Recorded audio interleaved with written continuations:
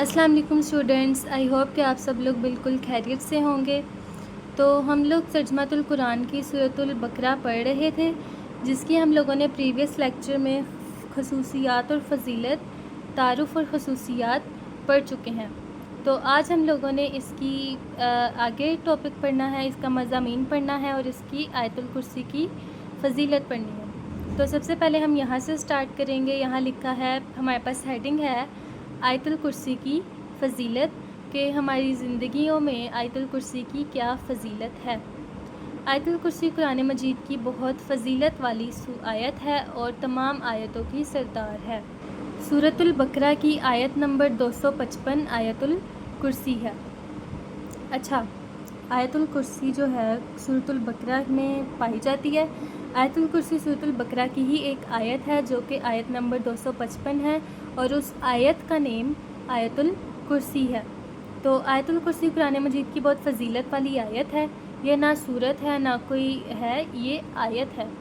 آیت الکرسی قرآن مجید کی بہت ہی فضیلت والی آیت ہے اور تمام آیتوں کی سردار ہے۔ اگر آپ لوگوں کو MCQs آئے کہ آیتوں کی سردار کون سی آیت ہے، تو آپ لوگوں نے آیت الکرسی پر ٹک کرنا ہے، آیت الکرسی کے آپشن کو ٹک کرنا ہے۔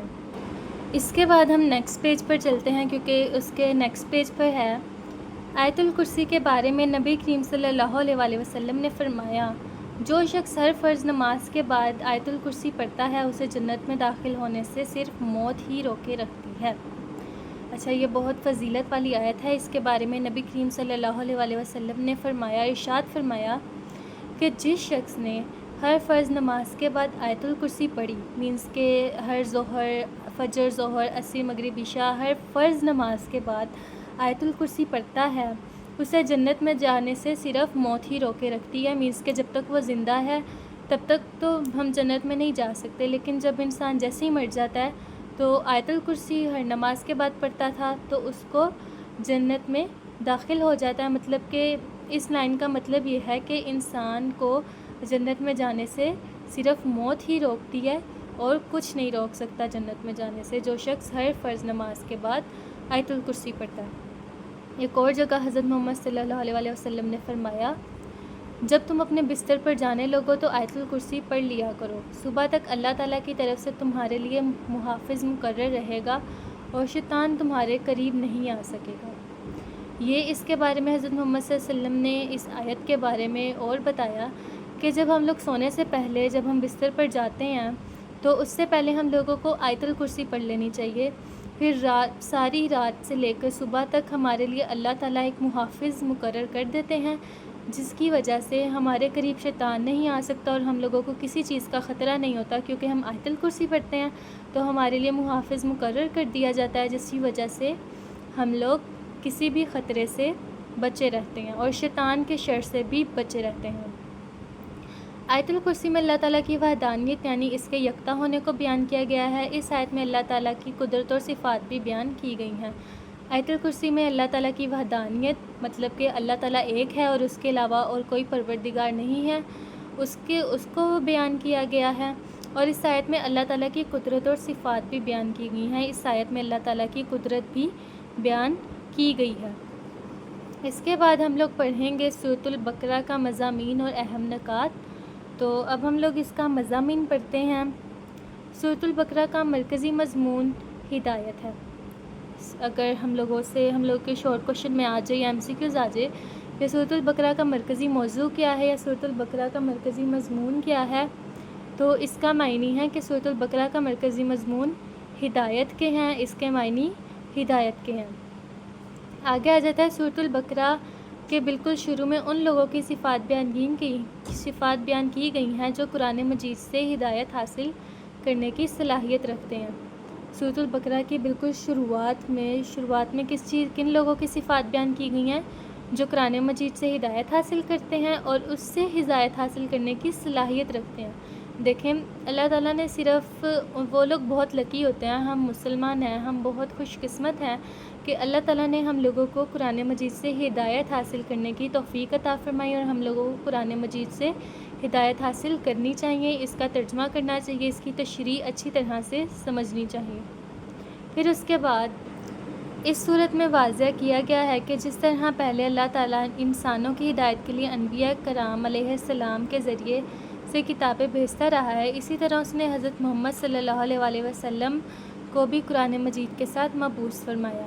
یہ واضح کیا گیا ہے کہ آپ صلی اللہ علیہ وسلم پر ایمان لائے بغیر ایمان کا دعویٰ قبول نہیں، لہٰذا انسانوں کو حکم دیا گیا ہے کہ قرآن مجید اور صاحب قرآن صلی اللہ علیہ وسلم پر ایمان لے آؤ اور ان کی کامل اطاعت کرو۔ اچھا، اس صورت میں کیا واضح کیا گیا ہے کہ جس طرح اللہ تعالیٰ نے انسانوں کی ہدایت کے لیے پہلے نبیوں کو بھیجا، انبیاء کرام علیہ السلام کو بھیجا اور ان پہ کتابیں اور صحیفے نازل فرمائے، اسی طرح سے اللہ تعالیٰ نے حضرت محمد صلی اللہ علیہ وسلم پر بھی قرآن مجید نازل فرمایا، قرآن مجید مبعوث فرمایا۔ یہ واضح ہے، اور اس میں یہ واضح بھی کیا گیا ہے کہ آپ صلی اللہ علیہ وسلم پر ایمان لائے بغیر ایمان کا دعویٰ قبول نہیں۔ مطلب کہ اگر کوئی مسلمان ہے اور وہ کہے کہ حضرت محمد صلی اللہ علیہ وسلم اللہ تعالیٰ کے آخری رسول نہیں ہے، اگر کوئی اس طرح کہے تو اس کا مطلب وہ مسلمان ہی نہیں ہے، اس نے ایمان کا دعویٰ ہی نہیں قبول کیا۔ اگر ہم لوگ مسلمان ہیں اور اسلام لانے کے لیے ہم لوگوں کے لیے سب سے ضروری بات یہ ہے کہ ہم حضرت محمد صلی اللہ علیہ وسلم کے احکامات کی پیروی کریں اور ان کے بتائے ہوئے راستے پر چلیں اور ان کو اللہ تعالیٰ کا آخری رسول مانیں کہ ان کے بعد کسی نبی یا رسول نے نہیں آنا، وہ آخری ہیں۔ تو لہٰذا انسانوں کو حکم دیا گیا کہ انسانوں کو اس بات کو حکم دیا گیا کہ قرآن مجید اور حضرت محمد صلی اللہ علیہ وسلم پر ایمان لائیں اور ان کی کامل اطاعت کریں، ان کی پوری اطاعت کریں، پھر ہی ہم جنت میں جا سکتے ہیں، ورنہ ہم مسلمان نہیں۔ اس کے بعد آتے ہیں ہم لوگوں کے پاس سورۃ البقرہ کے اہم نکات۔ تو سورۃ البقرہ کے مضامین کو درج ذیل نکات کی صورت میں بیان کیا جا سکتا ہے کہ سورۃ البقرہ کے مضامین کو، یہ جو آگے نکات ہیں، ان کی صورت میں بھی بیان کیا جا سکتا ہے کہ سورۃ البقرہ کا مضامین کیا ہے اور اس صورت میں ہم لوگوں سے اللہ تعالیٰ کیا فرما رہے ہیں۔ سورۃ البقرہ کا آغاز اسلام کے بنیادی عقائد یعنی توحید، رسالت اور آخرت کے بیان سے ہوا ہے۔ سورۃ البقرہ کا آغاز کس چیز سے ہوا ہے؟ اسلام کے بنیادی عقائد سے ہوا ہے۔ اسلام کے بنیادی عقائد کون کون سے ہیں؟ توحید، رسالت اور آخرت۔ اس ضمن میں انسانوں کی 3 قسمیں یعنی مومن، کافر اور منافق بیان کی گئی ہیں۔ اس میں انسانوں کی قسمیں بھی بیان کی گئی ہیں جو کہ ہیں، انسانوں کی 3 قسمیں ہیں ٹوٹل: مومن جو مسلمان ہو، کافر جو مسلمان نہ ہو، اور منافق مطلب جو جھوٹ بولتا ہو اور اللہ تعالیٰ کی نافرمانی کرتا ہو۔ اس کے بعد دوسرا نکات ہے ہمارے پاس حضرت آدم علیہ السلام کی پیدائش کا واقعہ بیان فرمایا گیا ہے تاکہ انسان کو اپنی پیدائش کا مقصد معلوم ہو سکے۔ اس صورت میں حضرت آدم علیہ السلام کے بھی ذکر ہے، ان کی بھی پیدائش کا پورا معاملہ بیان کیا گیا ہے کہ اللہ تعالیٰ نے ان کو کس طرح مٹی سے پیدا فرمایا تھا اور سارے فرشتوں نے ان کے سامنے سر جھکایا تھا۔ ان کی پیدائش کا واقعہ بیان ہے، اور تاکہ انسان کو پتہ چل سکے کہ اللہ تعالیٰ نے اس کو کس چیز کے لیے، کس مقصد کے لیے پیدا کیا۔ اس کے بعد ہے آیات کے ایک طویل سلسلے میں بنیادی طور پر خطاب یہودیوں سے ہے۔ ان کافی آیات کے طویل سلسلے میں، جیسا کہ ہم جانتے ہیں کہ سورۃ البقرہ قرآن مجید کی سب سے طویل ترین سورت ہے، تو اس میں انہوں نے یہودیوں کے لیے بھی خطاب ہے جو بڑی تعداد میں مدینہ منورہ کے آس پاس رہتے تھے، آباد تھے۔ یہ نیکسٹ پیج پر ہے ہم لوگوں کے پاس، جو مدینہ منورہ میں آباد تھے، مدینہ منورہ کے آس پاس آباد تھے۔ اس قوم پر اللہ تعالیٰ نے جو نعمتیں نازل فرمائیں اور جس طرح انہوں نے ناشکری اور نافرمانی سے کام لیا، اس کا مفصل بیان ہے۔ اچھا، یہ یہودی تھے۔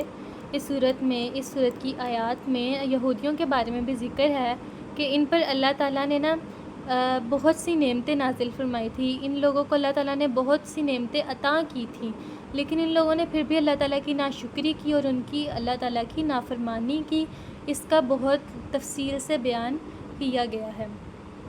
اس کے بعد اس صورت کا اگلا نکات ہے حضرت ابراہیم علیہ السلام کا تذکرہ کیا گیا ہے پہلے پارے کے قریباً آخر میں، مینس کہ سورۃ البقرہ پہلے پارے میں بھی ہے نا، پہلے پارے سے ہے، تو پہلے پارے کے آخر میں، مینس کہ پہلے پارے کے آخر میں حضرت ابراہیم علیہ السلام کا تذکرہ ہے حضرت ابراہیم علیہ السلام کا ذکر کیا گیا ہے، اس لیے کہ انہیں نہ صرف یہودی اور مسیحی بلکہ عرب کے بت پرست بھی اپنا پیشوا مانتے تھے کہ حضرت ابراہیم علیہ السلام کو نہ صرف یہودی اور مسیحی اپنا پیشوا مانتے تھے بلکہ عرب کے بت پرست جو تھے، جو ہندو تھے یا بت پرست کہہ لو، وہ بھی حضرت ابراہیم علیہ السلام کو اپنا پیشوا مانتے تھے۔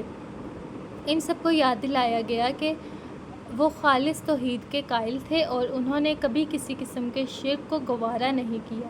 اسی ضمن میں بیت اللہ کی تعمیر اور اسے قبلہ بنانے کا موضوع زیر بحث آیا ہے کہ حضرت ابراہیم علیہ السلام پھر ان سب کو اس صورت کی اس آیاتوں میں یاد دلایا گیا کہ حضرت ابراہیم علیہ السلام خالص توحید کے قائل تھے۔ انہوں نے کبھی بھی انہوں نے ہمیشہ صرف اس چیز کی عبادت کی جو ان کے دل نے کہا کہ یہی خدا ہے، اور انہوں نے کبھی شرک کرنا گوارا نہیں سمجھا۔ اسی زمن میں بیت اللہ کی تعمیر اور اسے قبلہ بنانے کا موضوع کہ حضرت ابراہیم علیہ السلام نے خانہ کعبہ بنایا تھا، بیت اللہ کی تعمیر کی تھی، تو اس کا پورا موضوع اس پر بحث کی گئی ہے۔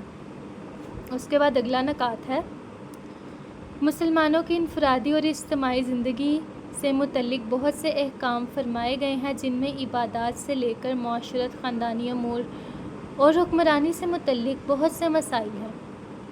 اچھا، مسلمانوں کی بھی جو زندگی ہے، انفرادی اور اجتماعی زندگی، اس کے متعلق بھی بہت سے حکم کیے گئے ہیں کہ جن میں عبادات سے لے کر معاشرتی زندگی، حکمرانی، خاندانی امور اور بہت سے مسائل کو ڈسکس کیا گیا ہے، بہت سے مسائل پر بحث کی گئی ہے۔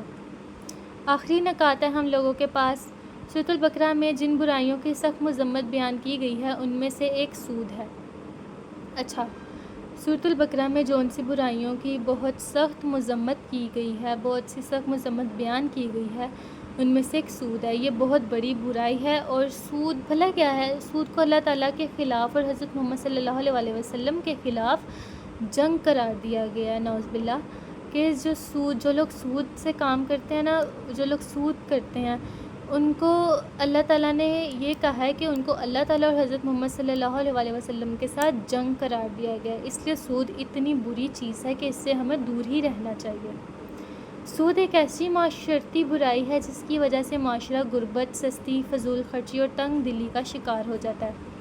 سود ایک ایسی برائی ہے جس کی وجہ سے جو سود دیتا ہے وہ غریب ہوتا چلا جاتا ہے، اور جو سود لیتا ہے وہ امیر ہوتا چلا جاتا ہے، جس کی وجہ سے معاشرے میں برائی اور کے بہت غلط اثرات پیدا ہوتے ہیں۔ سود کی وجہ سے امیر اور غریب کے درمیان فرق بڑھتا چلا جاتا ہے۔ یہ دیکھیں، سود کی وجہ سے بتاؤں کیا ہوتا ہے کہ امیر اور غریب کا فرق بڑھتا چلا جاتا ہے، کہ امیر اور زیادہ امیر ہوتے رہتے ہیں اور جو غریب ہوتے ہیں وہ اور زیادہ غریب ہوتے جاتے ہیں، کیونکہ غریب لوگ سود دے رہے ہیں امیر لوگوں کو اور امیر لوگ سود لے رہے ہیں۔ تو یہ بہت بڑی برائی ہے جس کی وجہ سے معاشرہ تنگ دستی کا شکار ہوتا ہے۔ سود ادا کرنے والے مجبور لوگ کئی بار خودکشی جیسا بڑا گناہ بھی کر بیٹھتے ہیں۔ جو سود دے رہے ہیں ان لوگوں کے پاس، وہ تھوڑے غریب لوگ ہوں، مجبور لوگ ہوں، ان سے سمجھ ہی نہیں آ رہا ہوتا کہ کیا کریں، کیونکہ وہ سود کی وجہ سے اور غریب ہوتے چل جاتے ہیں، اور اس کی وجہ سے وہ خودکشی جیسا بڑا گناہ کر بیٹھتے ہیں۔ تو آئی ہوپ کہ آپ لوگوں کو آج کا ٹاپک سمجھ میں آ چکا ہوگا۔ اگر آپ لوگوں کو آج کا ٹاپک سمجھ میں آ چکا ہے تو میرے چینل کو سبسکرائب کر دیں، لائک کر دیں اور اپنے دوستوں کے ساتھ شیئر کر دیں۔ اس کے بعد اگلا لیکچر ہوگا علمی عملی نکات کے بارے میں، اس کو تفصیل کے ساتھ بیان کریں گے۔ اللہ حافظ۔